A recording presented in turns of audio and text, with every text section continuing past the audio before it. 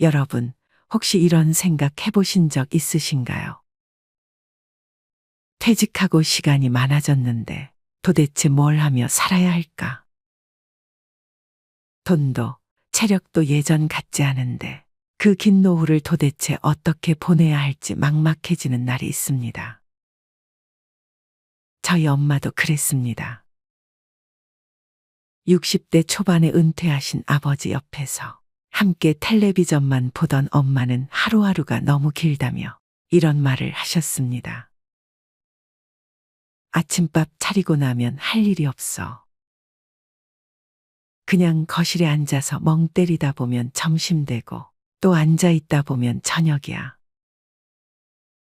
하루가 너무 길어서 피곤하다는 그 말에 저도 뭐라고 드릴 말씀이 없더라고요. 자식들도 다 출가했고 손주는 가끔 영상통화로만 보는데 어디 나갈 친구도 딱히 없고 그렇게 나날이 우울함이 쌓여가는 걸 옆에서 보며 저도 마음이 무거웠습니다. 한 번은 어머니께 조심스레 물어봤습니다. 엄마, 친구분들이랑 등산이라도 다녀보시는 건 어때요? 그때 돌아온 대답은 이랬습니다. 야야, 그거 하루 다 쓰고 다리 아파서 이틀 누워 있어야 돼. 골프는요? 그건 돈이 너무 많이 들고요. 요즘 친구들이 제일 많이 한다는 여행도 솔직히 매번 돈 생각부터 나서 쉽지 않았답니다. 그렇게 아무것도 하지 않고 아무것도 할 수 없는 노후가 시작된 줄만 알았습니다. 그러던 어느 날이었어요. 엄마가 갑자기 도서관 가자고 하시는 겁니다. 무슨 일인가 했더니 근처 구립도서관에서 손글씨 교실이 열린다는 거예요. 매주 한 번 무료로 열리는 강좌였고 신청만 하면 누구든지 참여할 수 있었죠. 솔직히 저는 그때도 반신반의했습니다. 글씨나 쓰는 게 뭐 그리 즐거울까. 그런데요, 그게 시작이었습니다. 엄마는 매주 그 수업을 기다리셨어요. 매주 금요일 아침부터 머리 말리고 손톱 다듬고 마치 소풍 가는 것처럼 준비하시더라고요. 한 달쯤 지났을까요? 그동안 한 장, 두 장 써내려간 글씨가 작은 엽서로 바뀌고 엽서에 꽃도 그리고 직접 만든 카드에 시 한 구절을 쓰기 시작하셨습니다. 그러면서 이렇게 말씀하셨습니다.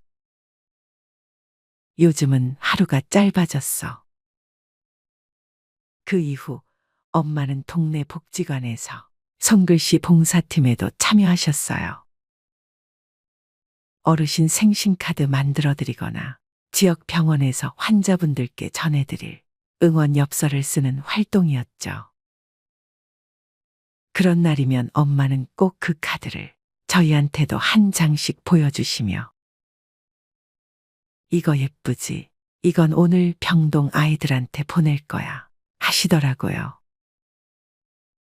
어느 날 제가 장난으로 말했어요. 엄마, 요즘 인생에서 제일 기다리는 게 뭐예요? 그랬더니 아주 환하게 웃으시면서 딱 이렇게 말씀하셨습니다. 금요일 아침. 내가 사람 구실하는 날이야. 누가 기다려주고 내가 갈 자리가 있다는 게 참 좋아. 저는 그날 처음 알았습니다. 노후에 필요한 건 거창한 골프채도 비싼 등산복도 해외여행도 아니라는 걸요. 그냥 나를 반겨주는 자리 하나, 내가 누군가에게 작게나마 도움이 되는 경험, 그리고 내가 기대하는 하루. 그것이면 충분하다는 걸요. 요즘은 전국의 주민센터, 복지관, 도서관 등에서 정말 다양한 무료 프로그램들이 운영되고 있습니다. 손글씨, 독서 모임, 그림 수업, 원예교실, 심지어 시 낭송방까지도요. 그 어떤 것도 돈이 많이 들지 않고 어떤 건 아예 무료입니다. 그렇다고 이걸 다 하라는 건 아닙니다. 딱 하나만 나에게 맞는 걸 찾아보세요. 몸이 편한 걸, 시간이 부담 없는 걸, 내가 잘 몰라도 재미있을 것 같은 걸. 그게 취미가 되고 어느새 내 삶의 중심이 될 수도 있습니다. 여러분, 등산과 골프가 유행이던 시대는 지났습니다. 이젠 각자의 노후가 유행인 시대입니다. 내가 원하는 삶, 내가 즐길 수 있는 방식으로 노년을 채워보세요. 그 첫걸음이 생각보다 가까이에 있을지도 모릅니다. 많은 분들이 말합니다. 이제 와서 내가 뭘 할 수 있을까? 늦은 건 아닐까? 하지만 늦었다는 말은요, 시작하지 않는 사람이 만들어낸 가장 흔한 착각입니다. 지금부터라도 아주 사소한 것부터 하나씩 시작해 보세요. 그것이 여러분의 인생에 얼마나 큰 기쁨을 가져다 줄 수 있는지 아마 곧 알게 되실 겁니다. 제가 오늘 60대 이후에도 돈 들이지 않고 충분히 즐길 수 있는 취미를 몇 가지 추천드리겠습니다.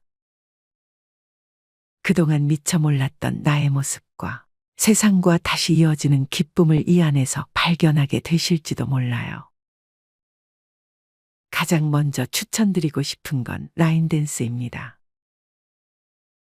이건 정말 단순히 춤을 추는 걸 넘어서 몸을 리듬에 맡기며 나를 다시 느끼는 시간입니다.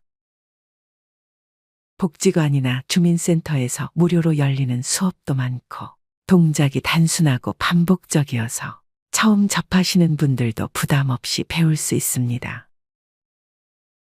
음악에 맞춰 함께 박자 맞추며 걷는 것만으로도 몸도 개운해지고 마음도 덩달아 밝아져요. 무엇보다 친구가 생깁니다. 매주 같은 시간, 같은 사람들과 얼굴을 마주하다 보면 이상하게도 다시 세상과 연결된다는 느낌을 받게 되죠. 그리고 또 하나, 장구입니다. 그 나이에 무슨 북이냐 하시는 분들도 계시겠지만 막상 해보신 분들은 이렇게 말씀하세요. 속이 뻥 뚫리는 것 같아요. 장구를 두드리는 그 리듬 안에는요, 억눌렸던 감정도, 눌러 담았던 분노도, 조용히 터져나오는 희열도 다 담겨 있습니다. 그게 정서적 해소예요. 그리고 장구는 음악적 소질이 없어도 충분히 배울 수 있고 기본 리듬만 익혀도 혼자 칠 수 있는 기쁨이 아주 커요. 몸을 쓰면서도 감정을 발산할 수 있어서 스트레스 해소와 건강 모두에 좋은 취미입니다.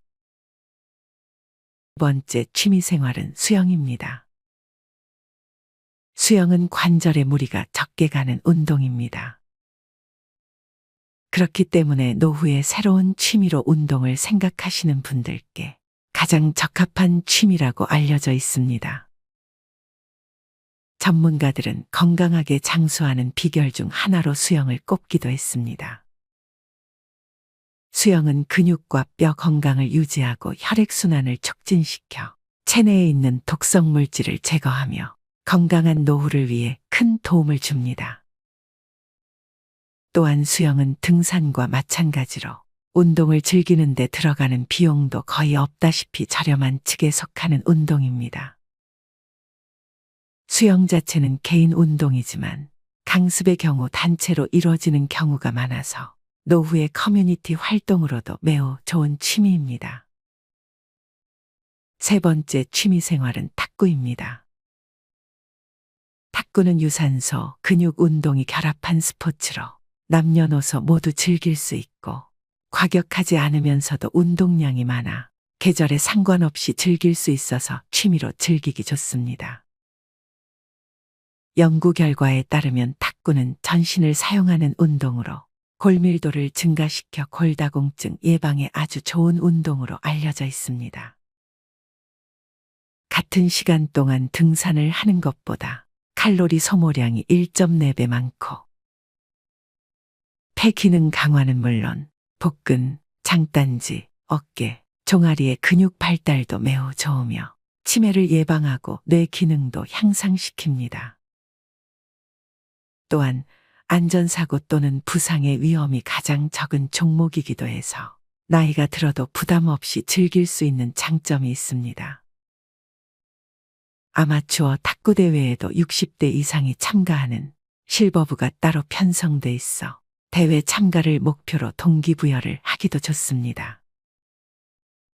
80세 이상 노인들은 탁구공이나 라켓이 조금 큰 라지볼을 즐길 수 있습니다. 참고로 탁구는 크게 노인종합복지관과 지역 탁구장에서 배울 수 있습니다. 복지관의 경우 초급반은 무료로 가르쳐주는 곳도 있습니다. 보다 전문적으로 배우고 싶으시면 탁구장에서 진행되는 레슨을 받으시면 좋습니다. 아니면 동호회에 가입해서 인맥도 쌓으시고 자세도 배우시면서 조금씩 배우시는 것도 추천드립니다. 네 번째 취미생활은 채소 키우기입니다. 베란다 혹은 텃밭을 이용해 채소 키우기입니다. 노년 생활에서는 육체 활동이 중요한 만큼 집에서도 쉽게 움직이면서 하실 수 있는 취미입니다. 베란다나 텃밭에서 채소를 가꾸다 보면 얻을 수 있는 게 채소뿐만 아니라 건강까지도 얻을 수 있어 일석이조입니다. 방울토마토나 오이, 상추 등 키우기 쉬운 채소들부터 기르신다면 수확해서 나오는 채소들로 반찬을 해먹을 수 있는 성취감도 느끼면서 은퇴 후 남은 지루한 일상을 즐겁게 보낼 수 있습니다. 최근에는 은퇴 후 복잡한 도시 생활을 끝내시고 지방으로 정착해 텃밭을 가꾸며 부부끼리 여행을 다니시는 분들도 많은 것 같습니다. 채소 키우기가 힘드시다면 식물을 키워보시길 추천드립니다. 식물을 키우면 정신건강이나 마음의 안정에 효과적이고 예쁘게 키운 식물을 집 곳곳에 배치해두면 인테리어 효과도 있고 공기 정화도 됩니다. 식물 키우기는 외로움과 우울감 극복에도 많은 도움이 되니 집에서 공간을 두고 식물을 키워보시는 것도 좋은 취미 생활이 될 것 같습니다. 다섯 번째 취미 생활은 요가와 명상입니다. 요가와 명상은 내 몸을 살피고 휴식할 수 있는 최고의 취미입니다. 아무래도 나이가 들면서 관절이 약해지고 근육량이 줄어들면서 과격한 활동은 몸에 무리를 가져다 줍니다. 그러나 요가를 하면서 여러 가지 자세들을 취하는 것은 근육뿐만 아니라 뼈를 하나로 묶어주는 힘줄과 인대를 당겨주고 강화를 해줍니다. 요가를 하면서 의식적으로 호흡과 명상을 하게 되는데 이는 심장 박동수가 혈압을 낮추고 불안과 우울증을 완화하는 데 도움을 줍니다. 요즘에는 집에서도 유튜브를 보면서 요가 동작과 호흡을 따라 할 수 있는 영상들이 많으니 아침에 시간을 정해놓고 하루의 시작 루틴으로 요가와 명상을 취미로 하는 것도 좋아 보입니다. 여섯 번째 취미 생활은 자전거 타기입니다. 자전거는 수많은 행복감을 가지게 해주는 최고의 운동입니다. 많은 의사들이 추천하는 무릎 관절에 좋은 운동이기도 합니다. 그 중에서도 빼놓을 수 없는 부분은 바로 자전거는 노후에도 계속 유지할 수 있는 운동이라는 게 큰 장점입니다. 젊고 어릴 때 타도 좋지만 나이 들어서 자전거를 타게 되면 매일매일 여행을 다니는 기분으로 근력을 기를 수 있고 다양한 근육을 사용함으로써 건강해지면서 자연스레 자신감을 얻을 수 있습니다. 자전거는 근육 손실이 많아지는 노년에 큰 근육을 단련할 수 있기에 자전거는 선택이 아닌 필수로 나이가 들수록 해야 하는 운동이기도 합니다. 또한 자전거를 타면 우리가 단련할 수 없는 인대 주변 작은 근육을 단련할 때 최고의 효과를 냅니다. 탁 트인 강변을 달리거나 도심지를 벗어나 외곽지로 나가게 되면 계절에 따라 변화하는 멋진 자연을 느끼고 라이딩할 때 신선한 바람과 햇살을 온몸으로도 느낄 수 있어서 날마다 여행을 다니는 기분을 느낄 수 있습니다. 7번째 취미생활은 그림 그리기입니다. 그림 그리기는 심리 치료에도 많이 활용되는 만큼 정신 건강에 많은 도움이 되는 것으로 알려져 있습니다. 그림으로 내면의 세계를 마음대로 표현할 수 있고 그림을 그리는 행위 자체에 집중하다 보면 정서 안정에도 도움이 됩니다. 또한 실제로 그림 그리기는 치매 전 단계인 경도인지 장애에 걸릴 확률을 70% 이상 낮춘다는 연구 결과가 있습니다.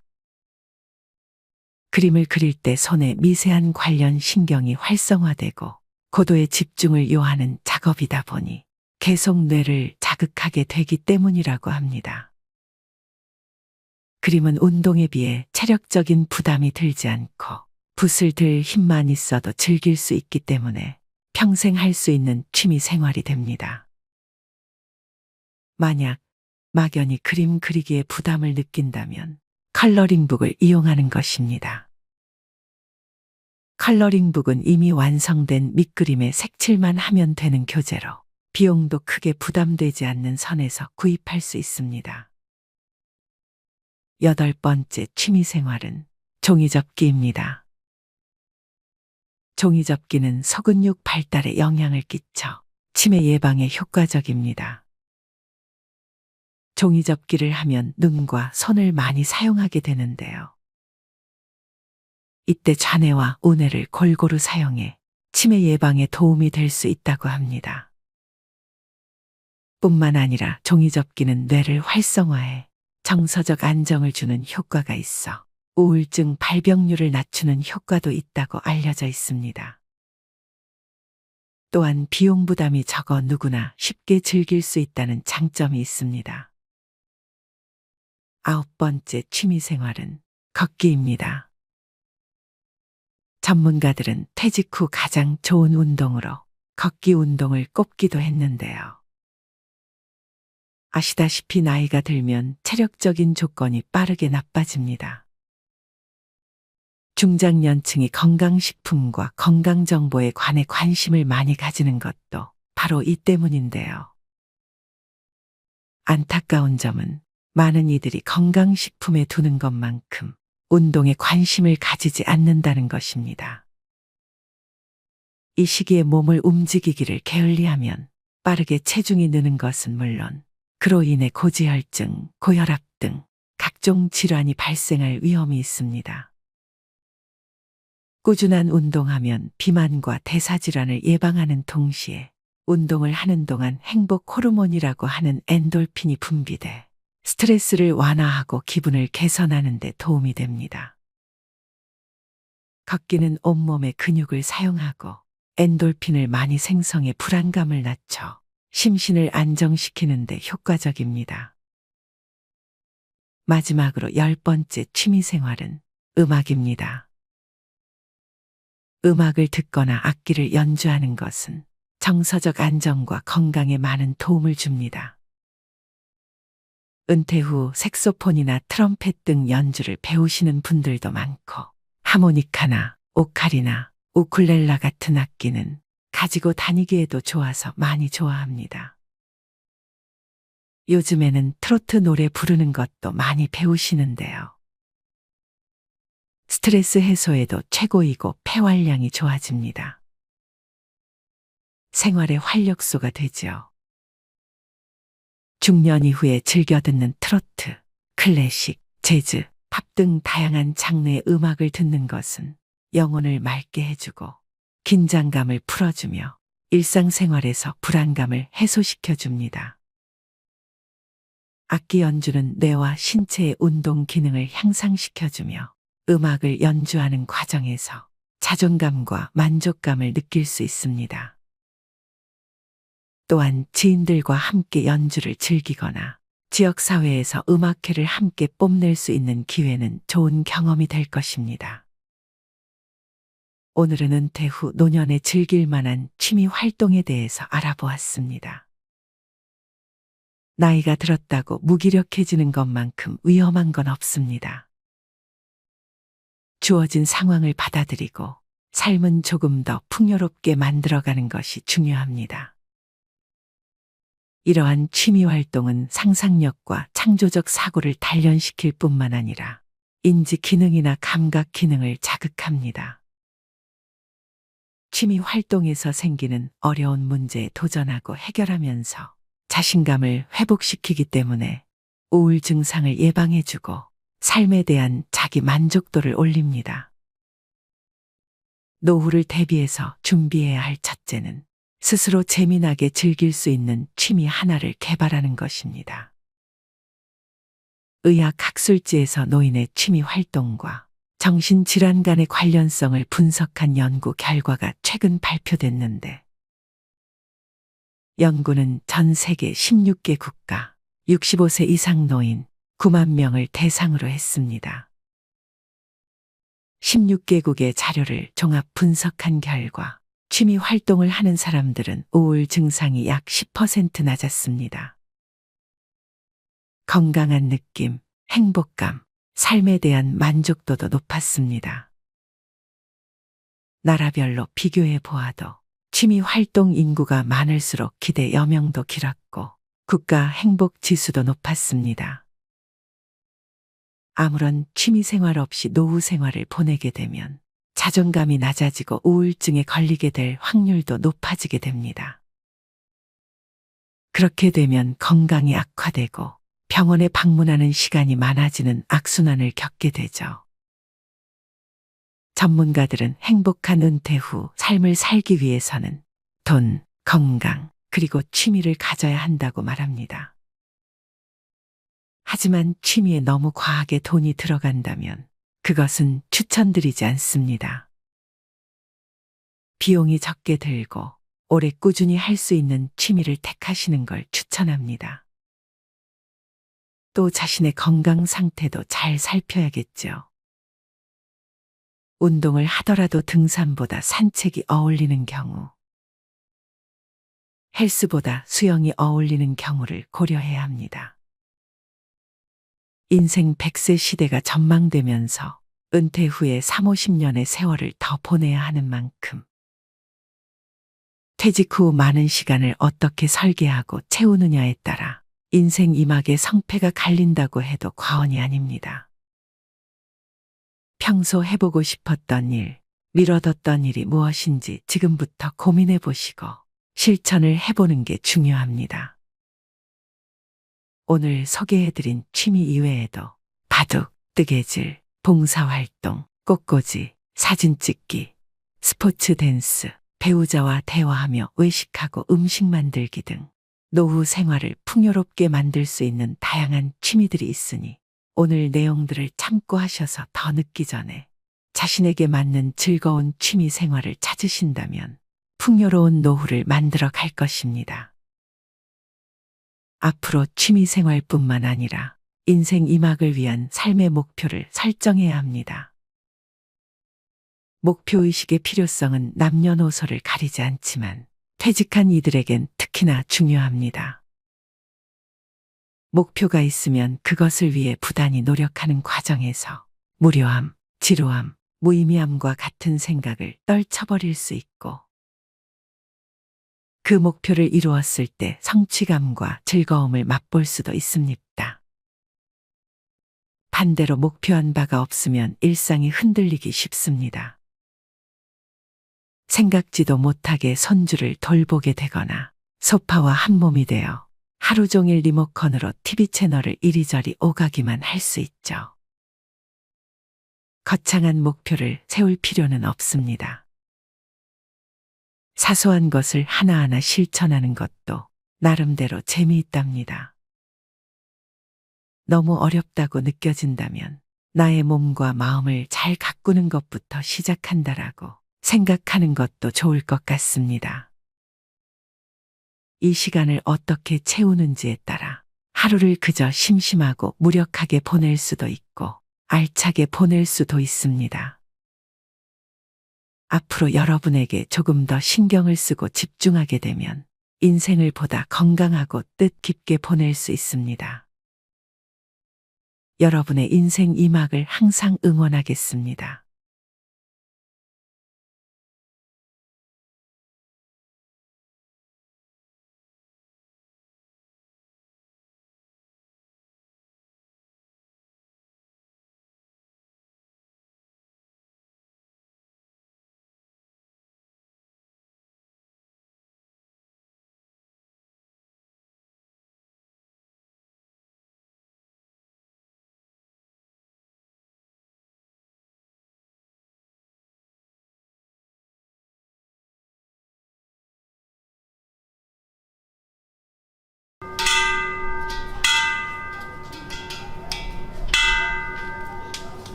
여러분, 이런 경험 있으세요? 결혼한 자식이 주말에 집에 온다고 했는데 아침부터 냉장고를 탈탈 털어 반찬 만들고 소고기 무국에 잡채에 전까지 부치면서 아휴 그냥 왔다 가기만 해도 좋다 이러던 당신. 그런데 막상 자식이 오자마자 뭘 합니까? 살 빠졌네. 왜 이렇게 야위었어? 남편이 밥 안 해주냐? 어휴, 네 시댁은 너 일 많이 시키는 것 같더라. 근데 그 사람은 요즘도 술 마시고 늦게 들어오냐? 네, 본인은 걱정해서 묻는 말인데 자식 표정이 싹 굳어지죠. 그리고 어느 날부터입니다. 엄마, 이번 주는 좀 바빠서 못 갈 것 같아. 다음에 시간이 되면 연락드릴게요. 그러더니 연락도, 방문도 점점 뜸해집니다. 그리고 혼잣말을 하게 됩니다. 요즘 애들은 결혼만 하면 부모는 안중에도 없어. 낳을 땐 언제고, 이젠 나를 귀찮아하네. 그런데 정말 자식들이 정말로 부모가 귀찮아져서 그럴까요? 여기서 질문 하나 드릴게요. 혹시 여러분은 결혼한 자식에게 지금도 예전의 방식으로 사랑하고 계시진 않나요? 내가 어릴 적 우리 엄마가 나한테 하던 그대로 아직도 자식에게 밥은 먹었니? 왜 연락이 없어? 그래도 부모 말은 좀 들어야지. 이런 말로 자식에게 다가가고 있진 않으신가요? 문제는 그 말들이 예전엔 따뜻했지만 이젠 자식에게 부담이 되기도 한다는 것입니다. 오늘은 바로 그 이야기를 하려고 합니다. 지능이 높은 부모는 결혼한 자식에게 절대 하지 않는 행동 3가지. 이 3가지를 하지 않는 부모는요, 결혼한 자식에게 잊힌 사람이 아니라 늘 생각나는 사람이 됩니다. 자, 오늘 영상, 부모님이 꼭 알아야 할 이야기, 그리고 자식들이 차마 말하지 못했던 속마음까지 지금부터 아주 천천히 솔직하고 따뜻하게 풀어보겠습니다. 첫 번째, 그래도 부모 말은 들어야지라는 말은 절대 하지 않습니다. 이 말은 언뜻 자식이 부모를 무시한다는 전제를 깔고 있습니다. 하지만 지능 높은 부모는 알고 있습니다. 자식이 부모 말을 안 듣는 게 아니라 자기 방식으로 삶을 살아가려는 것이라는 거요. 한 아들이 있었습니다. 아내와 함께 첫 집을 계약하려던 날 부모님께 조언을 구했습니다. 아버지는 단호했습니다. 재개발 가능성 있는 이쪽으로 가. 그 동네는 투자 가치가 없어. 아빠가 해봐서 아는 거야. 그래도 부모 말은 들어야지.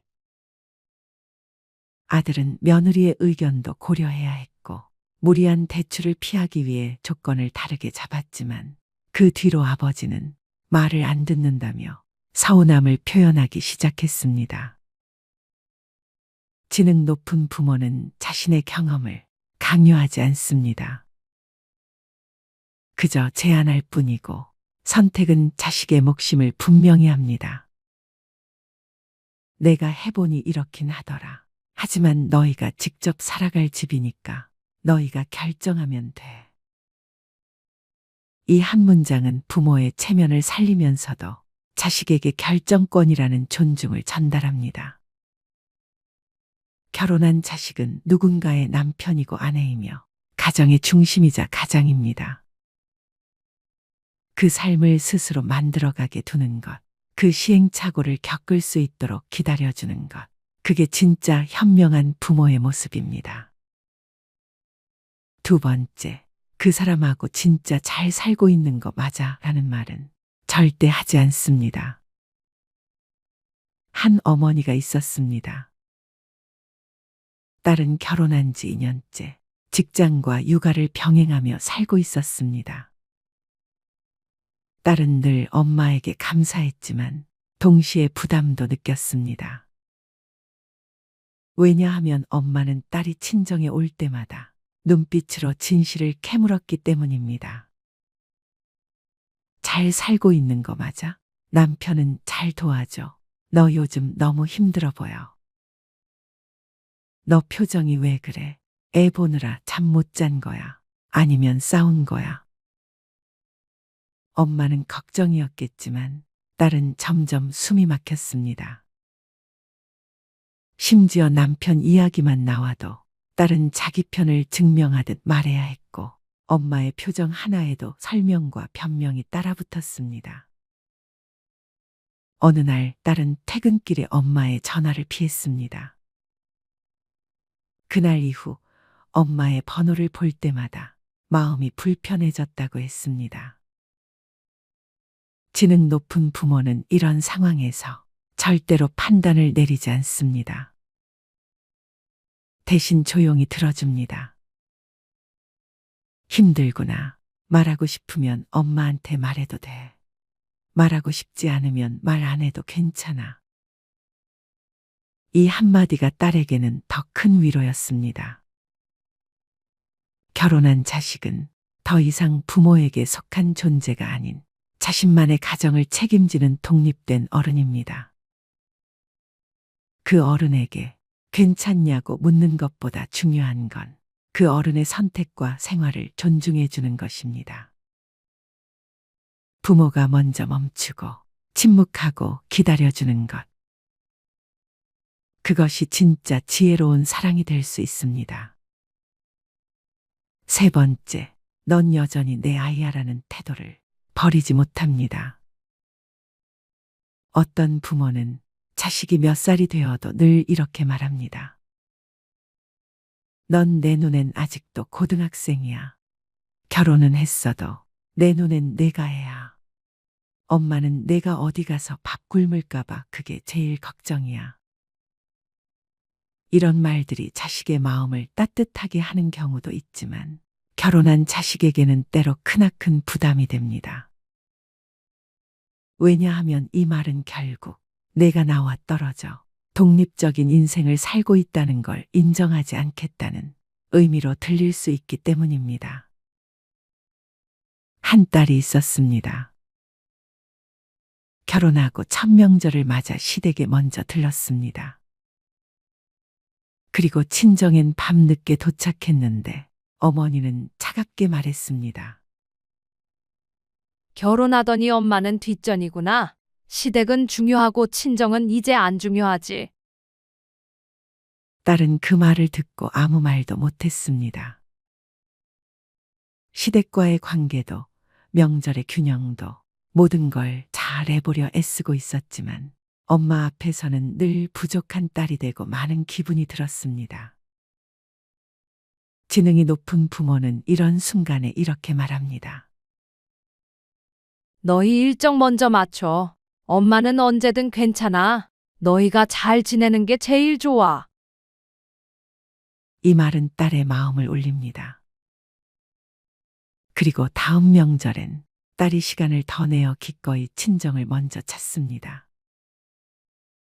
왜냐하면 부모가 먼저 이해해줬기 때문입니다. 그 이해가 딸을 다시 부모에게 돌아오게 만듭니다. 멀어지는 게 아니라 달라지는 것입니다. 결혼한 자식은 부모의 품을 떠났지만 부모의 마음 안에서 완전히 떠난 건 아닙니다. 그렇기 때문에 부모의 말 한마디가 여전히 크고 깊은 영향을 미칩니다. 지능 높은 부모는 그걸 알고 있습니다. 그래서 자식이 잘못했을 때도 내 말 안 들어서 그래 라고 말하지 않습니다. 대신 그래도 내가 스스로 판단했으니 괜찮아. 다음엔 더 잘할 수 있을 거야. 이렇게 말합니다. 자식이 힘들어 보일 때도 그 사람하고 계속 살아야겠니까 아니라 너의 삶을 응원하고 있어. 그 말 한마디면 충분하다는 걸 압니다. 자식이 친정이나 본가에 잘 오지 않아도 넌 이제 부모 필요 없지가 아니라 잘 지내는 것 같아 보여서 엄마는 안심이야. 이 말로 그리움을 감추고 지지를 표현합니다. 그게 지능 높은 부모의 언어입니다. 감정 지능이 높고 관계를 잘 맺는 부모의 사랑 방식입니다. 오늘도 당신이 그런 부모라면 당신의 자식은 어느 길을 걸어도 늘 든든할 겁니다. 왜냐하면 그 길 끝엔 나를 평가하지 않는 부모가 있다는 걸 알기 때문입니다. 그런 부모는 자식에게 평생의 은신처가 됩니다. 마음이 지칠 때마다 다시 돌아가고 싶은 마음의 친정이 되는 거죠. 자, 오늘 우리는 결혼한 자식에게 무엇을 하지 않을 것인가를 이야기했습니다. 사랑은 때로 하지 않는 말에서 시작됩니다. 손을 놓는 게 아니라 더 멀리 걸을 수 있도록 등을 가볍게 두드려주는 것. 그게 어쩌면 부모라는 이름의 마지막 선물일지도 모르겠습니다. 정숙 씨는 이제 58살, 중년을 넘긴 나이에 다가가고 있는 평범한 가정주부입니다. 두 자녀는 모두 성인이 되었고 대학을 졸업하고 사회에서 어느 정도 자리를 잡은 후 각자의 삶을 살고 있습니다. 정숙 씨는 오랫동안 가정과 직장에서 바쁘게 생활하다 이제 남편과 함께 조용하고 여유로운 노후를 준비하려던 차였습니다. 하지만 그 조용한 일상에 예기치 못한 일이 터졌습니다. 정숙 씨의 큰 아들 민수는 30대 중반으로 서울에서 중소기업에 다니고 있습니다. 민수는 고등학교 때부터 늘 똑똑하고 능력 있는 아들이었지만 최근 몇 년간 직장 내 경쟁에서 밀리고 몇 번의 실패를 겪으면서 자존감이 많이 떨어졌습니다. 그러다 보니 민수는 자주 부모에게 경제적 도움을 요청하며 점점 부모에게 의존적인 태도를 보이기 시작했습니다. 정숙 씨는 처음엔 아들의 어려움을 이해하며 도와주었지만 어느 날부터 민수의 말 속에 이건 부모가 당연히 도와줘야 하는 일이다라는 느낌이 강하게 들었습니다. 정숙 씨는 이것이 좋은 방향으로 흐르지 않을 수 있다는 불안감을 느끼기 시작했습니다. 민수는 이번만 도와줘, 꼭 갚을게라고 했지만 그 말이 반복될수록 정숙 씨의 마음은 점점 더 무거워졌습니다. 민수는 이제 부모의 도움을 당연하게 여기며 부모에게 요구하는 금액도 점점 커지고 있었습니다. 그리고 또 다른 문제는 둘째 딸 유미였습니다. 유미는 결혼 후 남편과 함께 독립적인 생활을 하고 있었지만 여전히 부모님에게 가끔씩 어려운 이야기를 털어놓곤 했습니다. 유미는 자신이 결혼 생활에서 겪고 있는 갈등을 부모에게 종종 얘기했고 그때마다 정숙 씨는 어떻게 반응해야 할지 몰라 혼란스러워졌습니다. 유미는 부모에게 간섭을 받는 것을 불편해했으며 종종 엄마, 아빠가 너무 나를 간섭해라며 불만을 토로했기 때문입니다. 그럴 때마다 정숙 씨는 딸의 감정을 헤아려 주려 했지만 갈등을 피하기 위해 알겠어, 알겠어 하고 넘어가는 일이 많았습니다. 그러나 이러한 대처가 유미와의 관계에서 오히려 상처를 만들 수 있다는 생각을 하지 못한 채 그냥 넘기기만 했습니다. 정숙 씨는 점점 부모로서의 책임감과 자식으로서의 독립적인 삶 사이에서 갈등을 겪기 시작했습니다.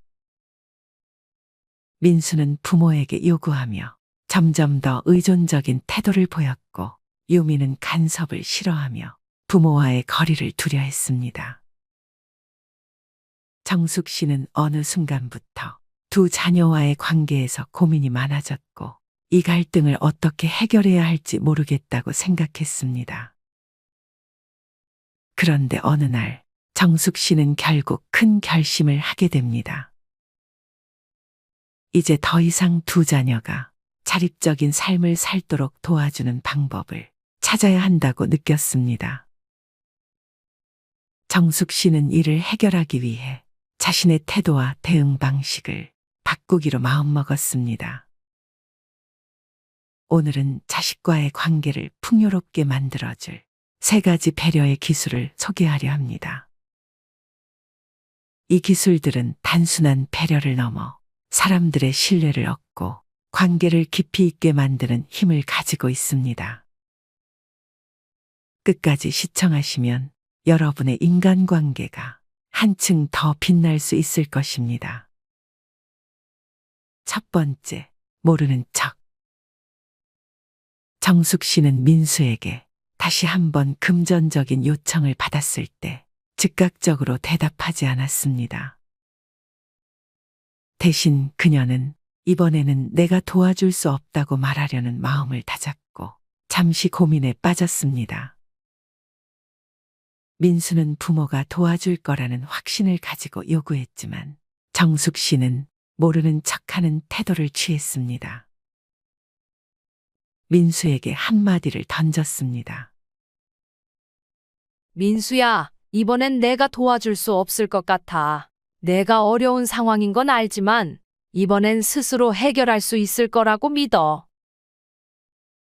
내가 어떻게 할 수 있을지 생각해보고 필요한 일이 있으면 말해줘. 우리가 항상 도와줄 수는 없으니까. 정숙 씨는 여기서 중요한 선택을 했습니다. 단순히 모르는 척하려는 것이 아니라 민수에게 자신의 어려움을 스스로 해결할 기회를 주는 것이었습니다. 민수가 부모의 도움 없이도 문제를 해결할 수 있다는 자신감을 주고자 한 것이었습니다. 처음에는 민수가 놀란 표정을 지었지만 점차 스스로 어떻게 할 수 있는지 고민하기 시작했습니다. 그리고 며칠 후 민수는 자신이 직장에서 어떤 잘못된 태도를 보였고 그로 인해 문제가 발생했다는 것을 깨달았습니다. 그가 스스로 문제를 인식하고 해결 방안을 찾는 데 도움을 준 것은 정숙 씨가 모른 척하면서도 그의 성장을 돕는 지혜로운 선택이었습니다.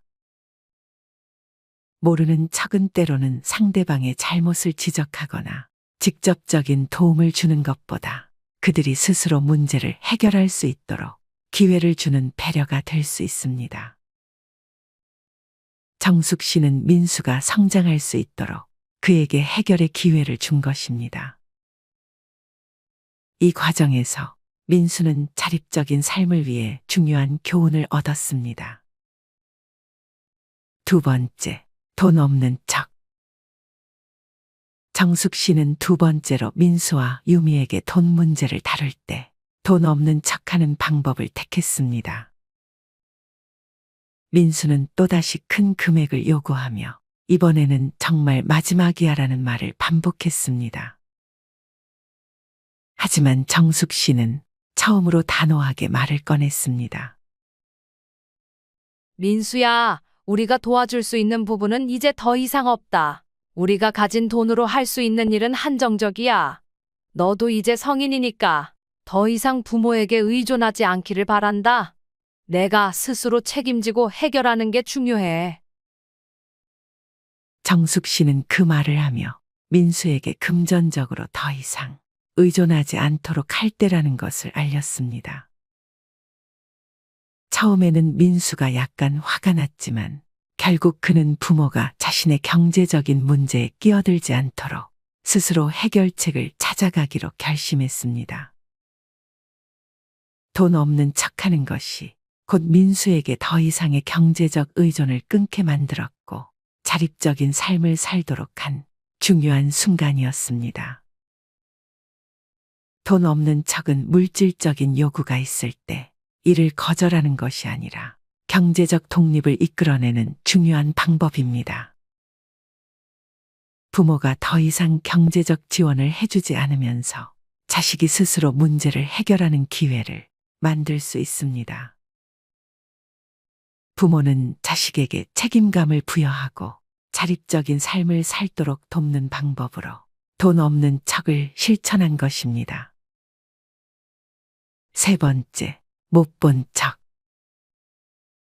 마지막으로 정숙 씨는 유미와의 관계에서 못 본 척을 실천했습니다. 유미는 종종 부모에게 불평을 털어놓고는 부모가 간섭하는 것에 대해 불만을 나타내었습니다. 그런데 정숙 씨는 유미가 말을 할 때마다 못 본 척하고 가벼운 미소를 지으며 넘기기 시작했습니다. 그래, 그런 일이 있었구나. 너희도 힘들겠지만 나도 그런 거 다 해봤어. 그럼 잘 해결될 거야. 이 말을 듣고 유미는 조금 놀라기도 했지만 그녀는 부모가 너무 간섭하지 않고 자신의 입장을 이해해 주려고 한다는 점에서 마음이 편해졌습니다. 갈등이 발생할 때마다 정숙 씨는 유미의 감정을 인정하고 그저 경청하면서도 갈등을 피하려 했습니다. 부모가 지나치게 개입하면 오히려 갈등이 커질 수 있다는 사실을 깨닫고 못 본 척하는 방법으로 유미와의 관계를 개선할 수 있었습니다. 못 본 척, 때로는 상대방의 감정이나 상황을 이해하고 불필요한 논쟁을 피하며 상대방의 기분을 존중하는 방법입니다. 정숙 씨는 유미가 자신을 이해해주고 갈등을 풀어갈 수 있는 여유를 가질 수 있도록 돕기 위해 이 방법을 사용했습니다. 정숙 씨는 모르는 척, 돈 없는 척, 못 본 척을 통해 가족 간의 갈등을 풀어갔습니다. 이를 통해 그녀는 가족을 향한 깊은 사랑과 배려를 표현할 수 있었고 자녀들이 더 성숙한 자세로 자신들의 문제를 해결하게 만들었습니다. 갈등을 피하고 서로에 대한 이해와 존중을 바탕으로 관계를 발전시킨 정숙 씨의 지혜는 어른이 되어서도 서로를 배려하고 존중하는 방법을 배워가는 과정을 보여줍니다. 이처럼 나이가 들수록 중요한 것은 단순한 물질적인 지원이나 감정적인 반응이 아니라 상대방을 이해하고 배려하는 지혜와 태도입니다. 세 가지 척은 단순히 회피하는 태도가 아니라 상대방을 배려하며 건강한 관계를 유지하기 위한 중요한 방법이 될 수 있습니다. 마지막으로 좋은 글 하나 소개해 드리겠습니다. 이 글을 들으면서 여러분들이 살아온 인생을 한번 돌아보시길 바랍니다. 이젠 나 스스로를 사랑해야 한다. 우리는 이 세상에 올 때 혼자였다. 갈 때도 동반자가 있을 리가 없다. 사람으로 사는 것은 필경 외로운 일일 것이다. 고독을 즐기다가 새로운 인생을 만난 사람도 있고 오랜 동행의 종지부를 찍은 사람도 있다. 내 삶의 가치는 결코 타인에 의해, 타인이 만들어 놓은 상황에 의해 매겨지는 것이 아니다. 내가 나를 어떻게 바라보느냐, 내가 내 삶을 어떻게 살아가느냐에 따라 달라질 것이다. 우리는 다른 이들과 함께 있을 때 맡겨진 대역을 충실하게 연기한다.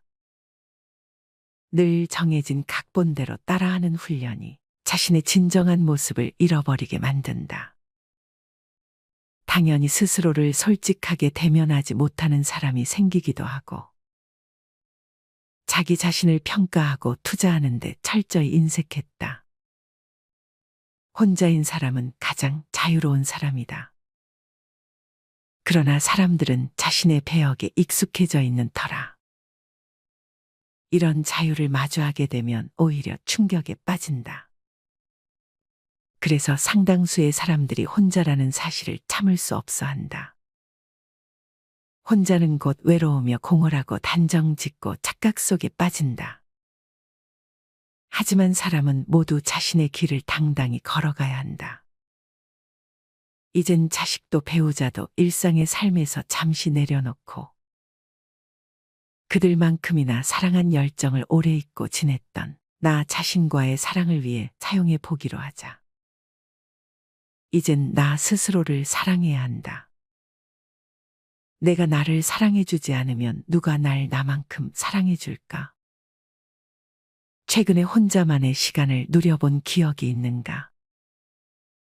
혼자서 여행을 가본 적이 있는가? 스스로 고독한 여행자가 되어보자. 한밤중 덜컹거리며 달리는 기차에 앉아 창밖으로 스쳐 지나가는 불빛을 바라보자. 고독은 생각을 풍성하게 키우고 그 차원을 높여준다. 많은 생각이 부담스러운가? 생각이 많은 것은 좋은 일이다. 그것을 조용히 음미할 때 우리의 영혼은 성장한다. 열심히 가정을 지키면서 살아온 나 자신을 마음껏 칭찬하자. 열심히 일하면서 지나온 내 삶을 한껏 사랑하자. 정성껏 마음 주고 걸음 좋은 내 이웃들을 중심으로 사랑하며 칭찬하자. 이젠 이만하면 쉴 자격 충분하니 더 이상 달려가지 못하더라도 달래고 추스릴 시간을 주자. 수고했다. 애썼다. 육신이 너덜너덜해질 만큼 약해진 나 자신에게 위로와 칭찬과 용기를 보내주자. 욕심부리고 때를 쓰고 푼 나 자신조차 따스하게 보듬으며 이해해주자. 잠시 거울 속에 내 얼굴을 정면으로 쳐다보자. 노화를 느낀 언젠가부터 자세히 보기 싫어진 내 얼굴이지만 오늘은 거울 속에 내 얼굴을 정면으로 뚫어져라 바라보자. 10년 전, 20년 전, 30년 전 사진의 내 얼굴을 생각하며 구석구석 찬찬히 현재의 내 모습을 바라보자. 저렇게 늙어가는구나. 나는 우울하고 안쓰러운 마음이 들 것이다. 그 얼굴에는 굴곡의 세월과 기쁨, 서러움의 시간이 묻어 있고 사랑과 이별과 망각의 시간들이 묻어 있다. 내 얼굴이지만 수많은 세월 동안 진지한 대화 한 번 없이 남의 물건처럼 방치해둔 내 모습이다. 언제 이렇게 수많은 주름살이 얼굴을 도배했을까? 언제 이렇게 떨어진 꽃잎의 색깔처럼 피부는 갈색 침전이 되었을까? 한때는 거울 속에 저 얼굴에도 신혼의 싱그러움이 있었다. 애들 초등학교 입학식 때 희망에 찬 젊은 부모의 기계가 있었을 것이다. 경제적 궁핍함에 힘든 세월 속에서도 꿋꿋이 웃음을 잃지 않던 얼굴이었고 애들의 교육 문제로 일희일비하던 극성스런 부모의 얼굴이었다. 갑자기 먼 길 떠나는 부모님과의 영원한 이별을 회한의 눈물로 보내드린 얼굴이었고 지금은 당시 부모님의 얼굴로 쓸쓸히 거울 속에 있다. 낯설게 변해버린 굳은 무표정의 얼굴에게 이젠 진정으로 좋은 표정을 선물해주자. 지난 세월 근심과 걱정 속에서 찌들어간 내 얼굴에게 앞으로는 웃음과 희망을 전해주고 더 이상 주름살은 남겨주지 않도록 노력하자. 열심히 살아온 내 얼굴에게 그동안 너무 고마웠다고 말해주자. 수십 년을 동고동락해준 내 얼굴에게. 지구상에 오직 하나뿐인 내 얼굴에게. 남은 시간은 우리들만을 위해 바치겠노라고 약속하자. 생각은 말이 되고 말은 행동이 되며 행동은 습관이 되고 습관은 삶의 변화를 준다. 어떤 생각을 하느냐에 따라 인생이 달라진다. 내가 나를 사랑하지 않으면 남들 또한 나를 사랑해주지 않을 것이다. 첫 번째, 내가 제일 좋아했던 취미 생활을 시작하자. 두 번째, 내가 진짜 가보고 싶은 여행지로 훌쩍 떠나자. 세 번째, 신발은 지금까지 신었던 가격보다 좀 비싼 걸로 투자하자. 네 번째, 마음을 터놓을 수 있는 친구에게 당장 전화해보자. 다섯 번째, 아직 용서해주지 않았던 사람이 있다면 가슴을 열고 용서해주자. 그러면 내가 편해진다. 여섯 번째, 거리가 멀더라도 맛집으로 이름난 식당을 찾아 나 자신에게 음식 선물을 해주자. 일곱 번째, 매일 아침 눈을 뜨는 순간 나는 사랑받기 위해 태어난 사람이고 지금 이 순간이 가장 행복한 사람이라고 외치자. 이 글을 읽은 모든 사람이 과거에 어떻게 살았던 지금 당장부터 행복했으면 한다.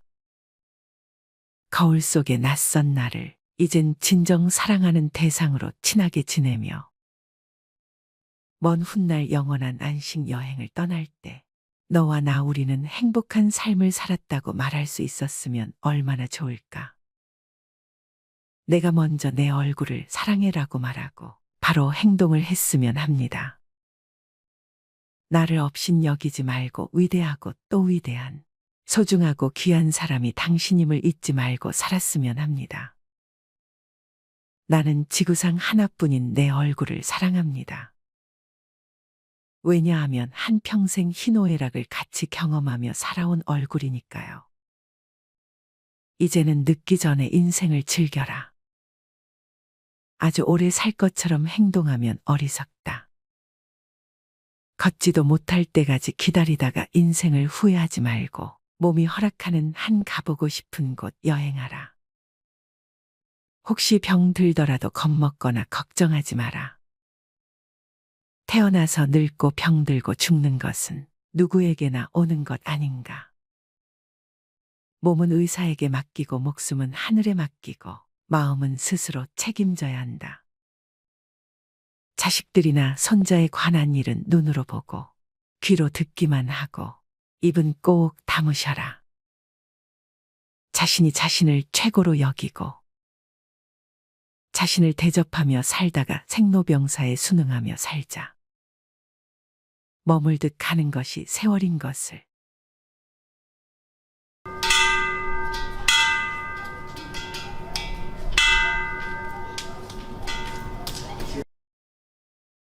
여러분, 이런 말 들어보셨나요?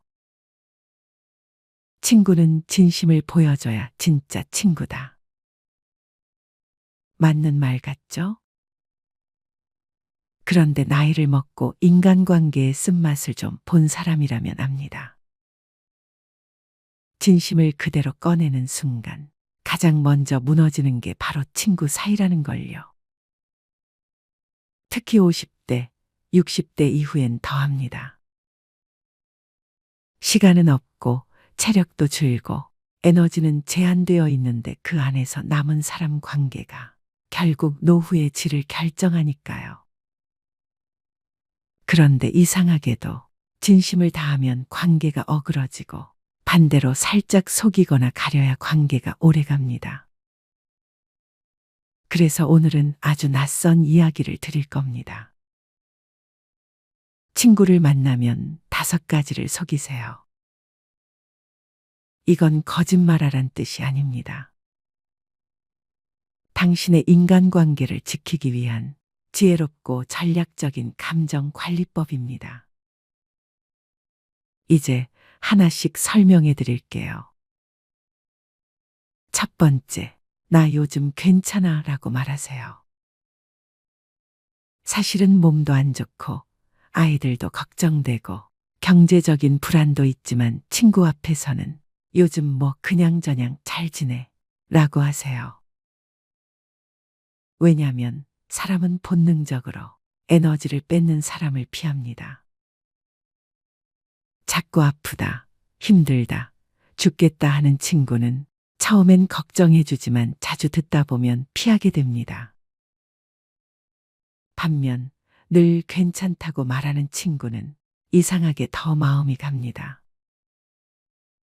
쟤는 괜찮다 하니까 더 챙겨줘야겠다. 이게 인간 심리의 역설입니다. 진짜 힘들 땐 오히려 밝은 척하는 친구에게 사람들이 더 마음을 씁니다. 그렇다고 속을 다 숨기라는 뜻은 아닙니다. 다만 매 만남마다 당신의 상처를 늘어놓으면 친구는 어느 순간 당신을 만나는 게 부담스럽게 느껴집니다. 힘들면 힘든 대로 그냥 요즘 좀 지치긴 하는데 뭐 잘 지나가겠지. 이 정도면 충분합니다. 그 짧은 한마디의 진심은 다 들어있고 무게는 덜어낸 표현이니까요. 두 번째, 돈 얘기. 나 그런 거 잘 몰라라고 하세요. 누가 얼마 벌었다, 어디 투자했다, 누구 딸이 외제차 탔다. 이런 대화에서 절대 진심을 꺼내지 마세요. 당신이 진짜로 잘 나가고 있으면 그건 샘을 사고 당신이 어렵다고 하면 그건 은근히 무시를 삽니다. 가장 좋은 답은 이겁니다. 난 그런 거 잘 몰라. 그냥 조용히 살지 뭐. 돈 이야기는 친구 사이에서 가장 빨리 관계를 망가뜨리는 독입니다. 중년 이후의 우정은 같은 온도를 유지하는 게 중요합니다. 한쪽이 갑자기 너무 잘 나가거나 반대로 너무 힘들어지면 그 관계는 안타깝게도 금이 가기 시작하죠. 같이 밥 먹고 같이 걱정하고 같이 늙어가는 것 같을 때 사람들은 안심하고 마음을 붙입니다. 그렇기 때문에 돈 얘기, 자식 자랑, 자산 현황 같은 건찰알이 모른다고 하세요.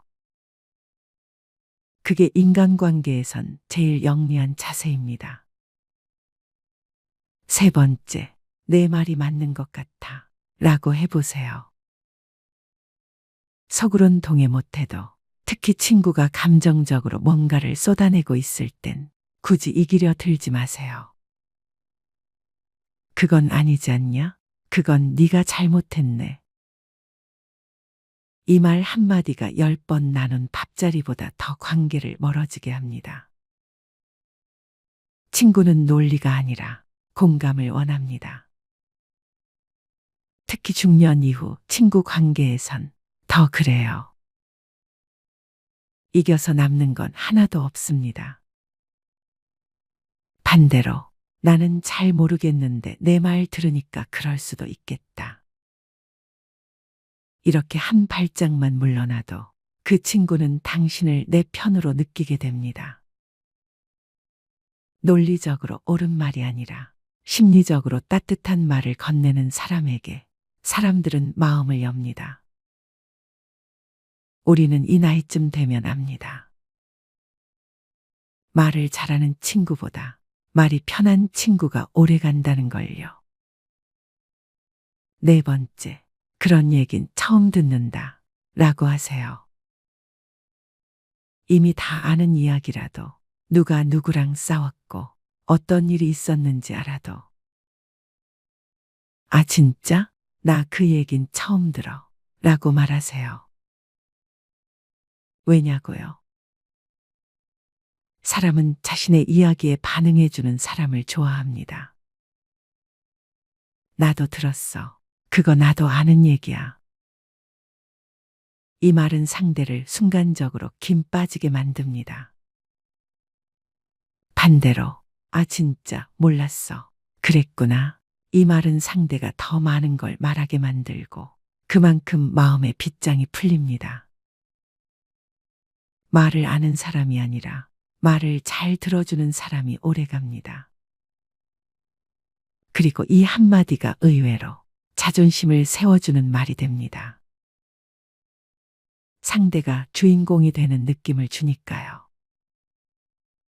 친구 관계는 우위가 아니라 순서를 지켜주는 예의에서 만들어집니다. 먼저 말하게 해주고, 먼저 웃게 해주고, 먼저 안심하게 해주는 것. 그게 가장 세련된 우정입니다. 5번째, 오늘 너무 즐거웠다라고 마무리하세요. 사실은 조금 피곤했고, 대화가 그다지 와닿지 않았을 수도 있습니다. 하지만 돌아서기 전엔 꼭 이렇게 말하세요. 너 만나니까 기분이 좋아지네. 오늘 얘기 들으면서 힘이 났어. 이 말 한마디가 다음 만남을 또 만들어냅니다. 마무리를 밝게 해야 그 만남 전체가 좋은 기억으로 저장되거든요.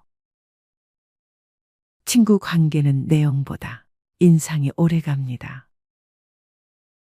사람은 누구나 자기와 만났던 시간을 떠올릴 때 그 시간이 좋았다는 기억을 먼저 꺼냅니다. 그날 나눈 말보다 헤어질 때 들은 한마디가 그 사람의 인상으로 남는 법이니까요.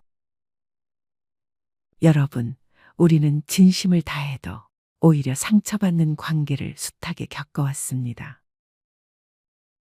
그래서 이제는 조금 지혜로워질 필요가 있습니다. 진심을 감추라는 게 아닙니다. 조금 포장하고, 조금 속이고, 조금 덜어내는 것. 그게 진짜 오래가는 친구를 만드는 방법입니다. 친구를 만나면 5가지를 속이세요. 그럼 어느 순간 친구가 이렇게 말할 겁니다. 넌 참 편한 사람이야. 너랑 있으면 마음이 놓여. 그 말 한마디면 충분합니다.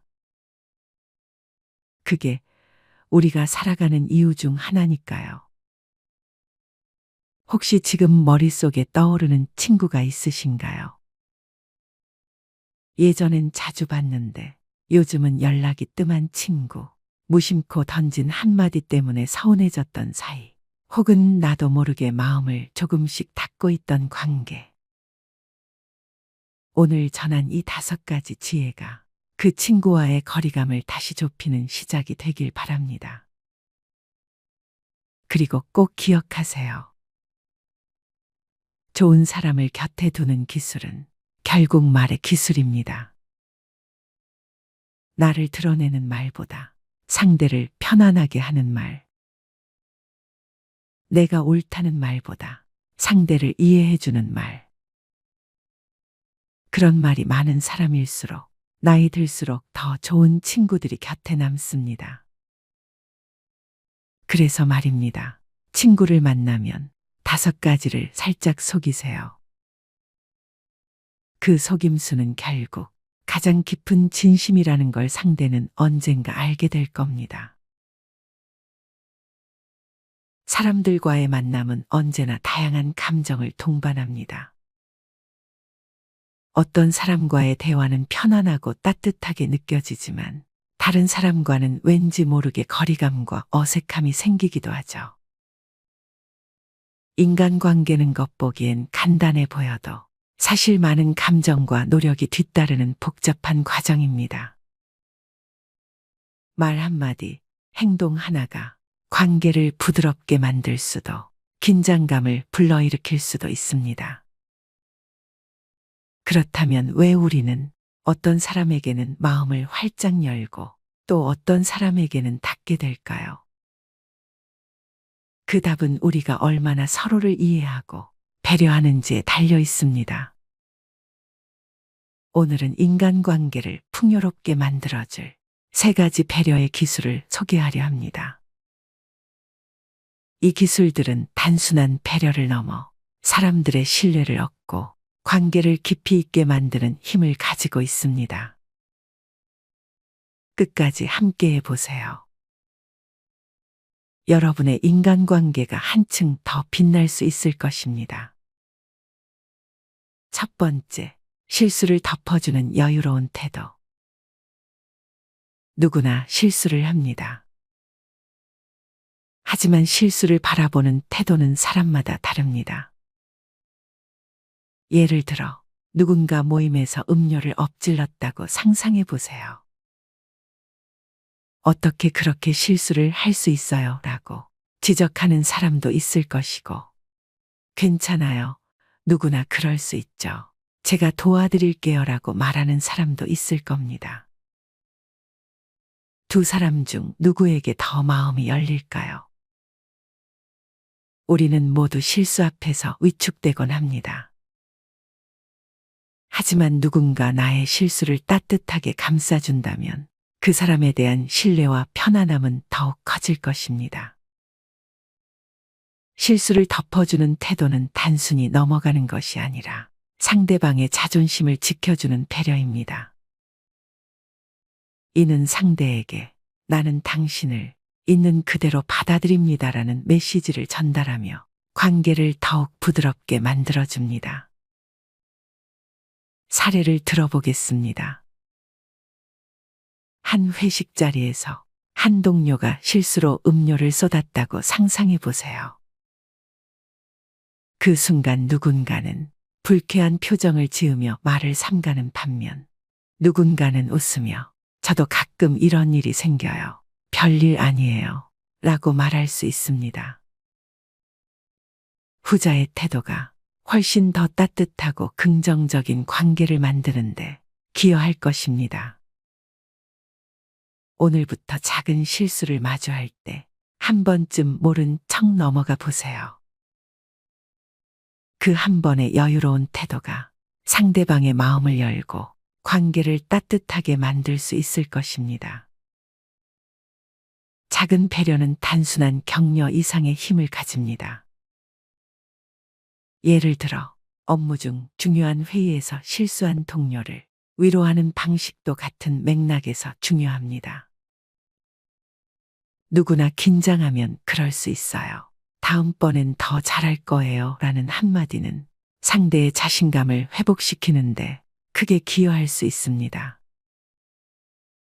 두 번째, 부정적인 말에 휘둘리지 않기. 대화 속에서 부정적인 말이나 험담은 쉽게 분위기를 가라앉히곤 합니다. 예를 들어 누군가가 저 사람은 정말 이상해라며 험담을 시작했을 때 이에 동조하는 대신 그분의 이런 점은 참 좋은 것 같아요. 라고 긍정적으로 반응해 보세요. 이 작은 변화가 대화의 흐름을 완전히 바꿀 수 있습니다. 험담과 부정적인 말은 단순한 감정 표현이 아닙니다. 그것은 대화에 참석한 모든 사람에게 영향을 미치며 자칫 잘못하면 신뢰를 무너뜨릴 수도 있습니다. 하지만 이를 듣고도 못 들은 척하며 긍정적인 방향으로 이끄는 사람은 그 자리에 있는 모두에게 신뢰를 얻게 됩니다.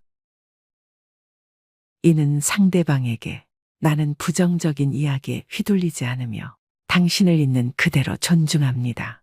라는 메시지를 전달하는 강력한 방법입니다. 한 동호회 모임에서 있었던 일을 떠올려 보세요. 누군가 특정 사람에 대해 부정적인 의견을 냈을 때 분위기가 싸늘해질 수 있습니다. 하지만 그때 한 사람이 저는 그분의 열정을 높이 평가해요.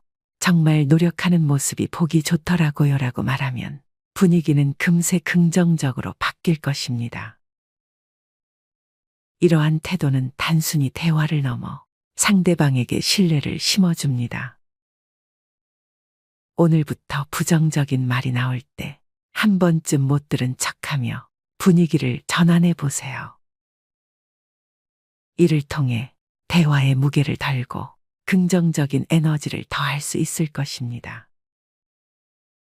부정적인 말에 휘둘리지 않으려면 자신의 내면을 단단히 다지는 연습이 필요합니다. 이는 대화 중에 나오는 비판적인 의견을 개인적인 공격으로 받아들이지 않는 것에서 시작합니다. 또한 부정적인 말에 맞서기보다 그 말을 흘려보내고 대화의 중심을 긍정적인 주제로 돌리는 능력은 인간관계에서 매우 중요한 기술로 작용합니다. 부정적인 말에 대처하는 또 다른 예는 업무 환경에서 발생합니다. 한 동료가 프로젝트에 대해 이건 절대 성공할 수 없을 거야 라고 부정적으로 말할 때 이를 듣고 그럴 수도 있겠지만 이렇게 시도해보면 더 좋은 결과가 나올 수 있지 않을까요? 라고 긍정적으로 대답해 보세요. 이는 대화의 흐름을 바꾸고 모든 사람에게 긍정적인 에너지를 전달합니다. 세 번째, 아는 것을 감추고 기다리기. 사람은 누구나 체면을 지키고 싶어 합니다. 약점이나 실수를 들키는 것을 두려워하죠. 이럴 때 아는 척하거나 깊게 캐묻기보다 모르는 척하며 기다리는 태도는 상대방에게 큰 안도감을 줍니다. 이는 그들에게 자존감을 지켜주는 동시에 신뢰를 쌓는 중요한 방식입니다. 예를 들어 친구가 경제적으로 어려움을 겪고 있음을 알게 되었을 때 이를 직접적으로 언급하기보다는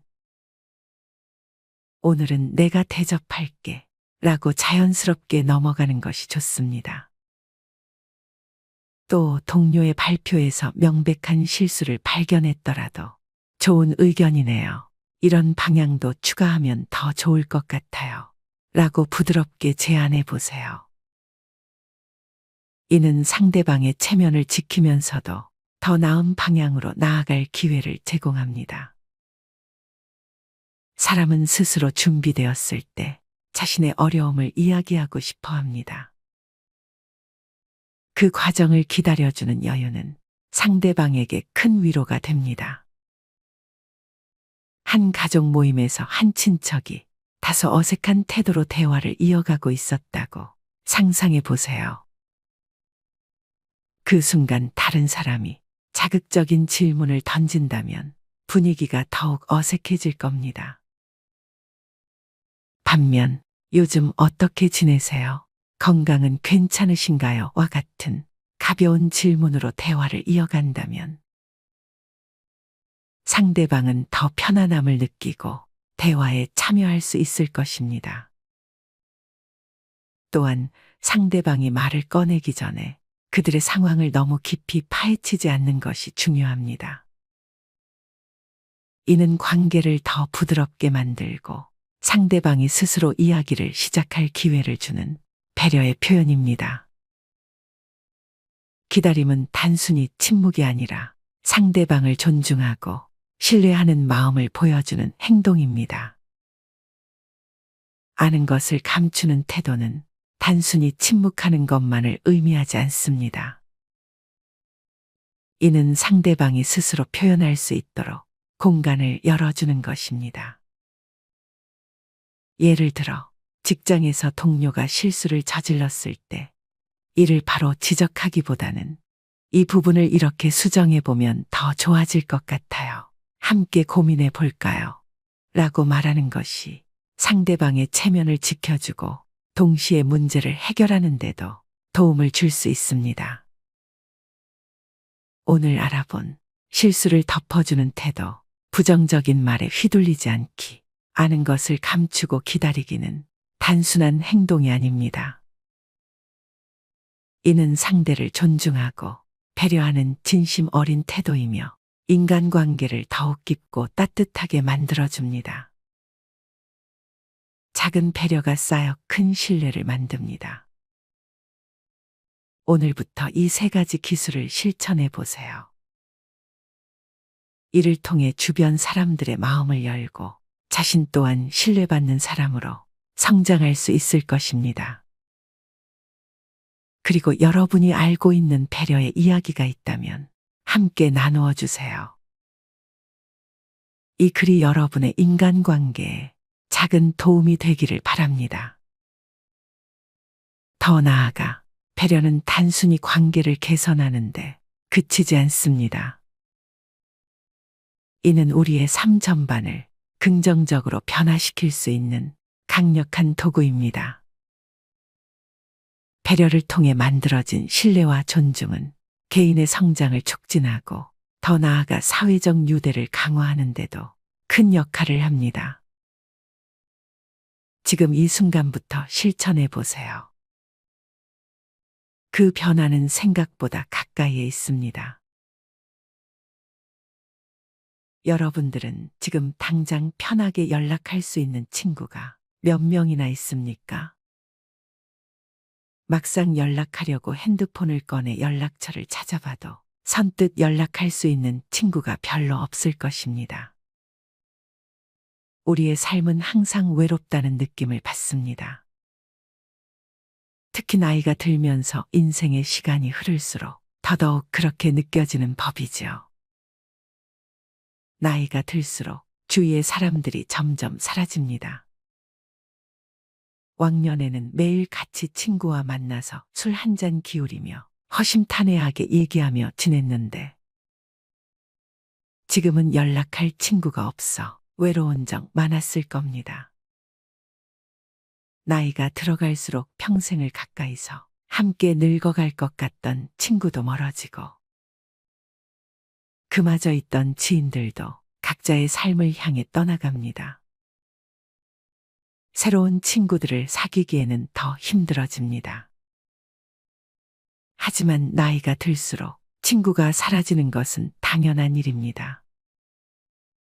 그럼에도 불구하고 어떤 분들은 자신만의 문제로만 느끼게 되어 걱정을 하며 자신감이 없어지기도 합니다. 이러한 현상은 세상 사람 모두가 공통적으로 겪는 현상이니 전혀 걱정하거나 슬퍼하실 필요 없습니다. 오늘은 나이 들수록 친구가 점점 사라지는 이유에 대해 알려드리겠습니다. 친구가 점점 사라지는 이유 첫 번째, 서로의 환경 변화. 사람마다 다르지만 친구들이 사라지는 이유는 환경 변화가 가장 큽니다. 어렸을 때는 한 동네 한 골목에서 공을 차거나 고무줄 놀이를 하면서 자랐지만 세월이 흐른 만큼 사는 환경이 너무도 달라졌습니다. 인생 전반전에는 다들 비슷한 환경 속에서 직장 생활을 하고 자식들을 키우면서 살지만 인생 후반전이 되면 서로의 환경이 극명하게 달라집니다. 친구들마다 사는 수준이 다르고 대화의 관심사가 다르고 걸어가는 길, 걸어온 길이 달라지면서 친구들과 공유할 수 있는 부분이 줄어듭니다. 이런 변화 속에서 평생 함께 할 것 같았던 친구들도 어느새 하나둘씩 정리가 됩니다. 또한 직장 생활을 하면서 알게 된 인연도 은퇴 후 나이가 들게 되면 일 때문에 사람을 만나야 할 이유가 사라지고 관심사나 취미도 줄어들게 됩니다. 그러다 보니 친구를 사귀어야 할 이유도 자주 만나야 할 이유도 없게 되는 것입니다. 이런 순리를 받아들이지 못하고 계속 만나던 친구라는 이유로 관계를 끊지 못하는 사람들이 있는데 이런 사람들은 괜히 자신의 마음만 다치기 쉽습니다. 현실을 받아들이고 순리에 맡기는 것이 인생 후반전을 현명하게 사는 방법입니다. 만나던 친구 하나쯤 사라진다고 인생이 크게 달라지지는 않습니다. 두 번째, 인생이 무한하지 않다는 것에 대한 깨달음. 인간은 나이가 들수록 대체로 50을 넘어가면 정서적 교감이 불확실한 인간 관계에는 더 이상 투자를 하지 않습니다. 자신의 인생이 유한하다는 것을 몸소 체감하게 되면서 사람을 만나는데도 가성비를 생각하게 되죠. 이러한 이유를 심리학적으로 설명하자면 사회 정서적 선택 이론 때문이라고 말합니다. 나이가 들수록 사회적 관심은 줄어들지 않지만 의욕이 떨어지고 사회 활동은 위축됩니다. 어릴 때는 친구가 많으면 많을수록 즐겁고 재밌었지만 나이가 들다 보면 친구가 꼭 많을수록 내 삶이 행복해지는 건 아니구나를 깨닫게 됩니다. 매일 같이 어울려 다닐 체력도 가지고 있지 않아 친구가 많은 것이 오히려 부담이 되기도 합니다.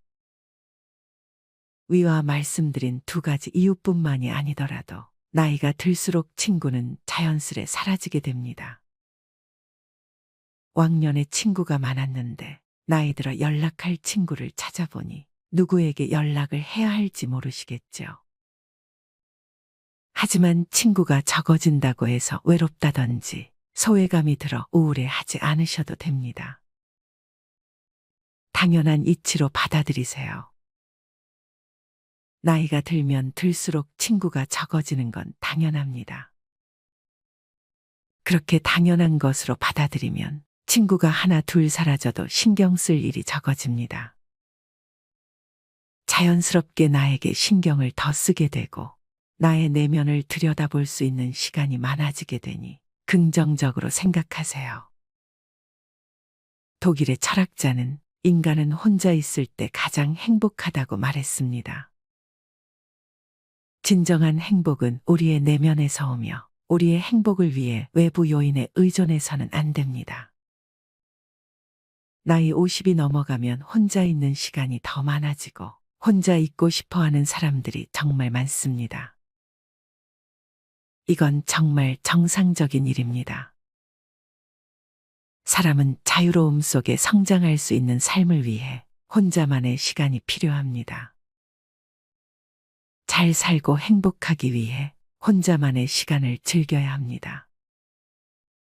어수선한 집단에서 벗어나 혼자서 조용하게 자신의 내면을 깊게 들여다보며 사유하고 자신을 돌아볼 수 있는 시간적 여유를 갖게 되면 삶이 균형을 이뤄 행복감이 몰려올 것입니다. 혼자라는 것은 내면의 또 다른 나 자신과 대화하고 내 몸과 마음을 다른 각도에서 바라보는 시간입니다.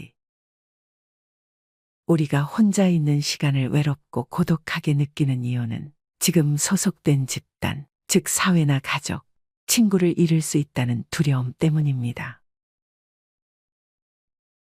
우리는 소속 의존증이라는 본성을 지니고 있기 때문에 돈이나 물건을 잃는 것보다 소속에서 버려지는 것을 더 두려워합니다. 결국 소속 의존증을 극복하고 혼자 있는 시간을 즐길 수 있게 되면 인간관계에서 오는 스트레스에서 벗어나 밝고 상쾌한 나 자신을 만날 수 있습니다. 인생 후반전에는 우리 삶과 우선순위를 반성하는 시기이며 생각을 정리하는 시간이 필요합니다. 혼자 있는 시간이 꼭 외로움을 의미하는 것만은 아니며 오히려 이 시간을 잘 활용하면 과거에 몰랐던 나의 삶과 인생을 다시 살펴볼 수 있는 좋은 기회를 제공할 것입니다. 혼자만의 시간을 즐기는 순간 자신감과 자존감을 올라가게 될 것입니다. 물론 인생을 살다 보면 주변에 친구가 없다는 것에 슬픔을 느낄 때도 있을 겁니다. 하지만 이런 상황에서는 오히려 자신이 진짜 좋아하는 것은 무엇인지 스스로 생각해 보아야 합니다. 내가 진짜 좋아하는 취미는 무엇인지, 나는 무슨 음식을 좋아하는지 스스로에게 묻고 답해 보세요. 그렇게 답을 찾은 중년들 중에는 관심 있는 분야에 대해 즐거운 마음으로 공부를 합니다. 실제로 그렇게 유튜브도 시작하고 책도 출판하고 TV에 나오는 친구도 있습니다. 남들이 보는 시선에 얽매이지 않고 필요한 것 외에 욕심을 부리지 않는 것도 중요합니다. 이렇게 하면 후회할 일도 미련도 없어집니다. 더 이상 홀로 남는 것을 두려워하지 말고 혼자여도 행복한 나로 살아가야 합니다. 또한 혼자서도 잘 지내는 사람들은 스스로에 대해 잘 알고 마음에 여유가 있어 다른 사람을 배려할 줄 압니다.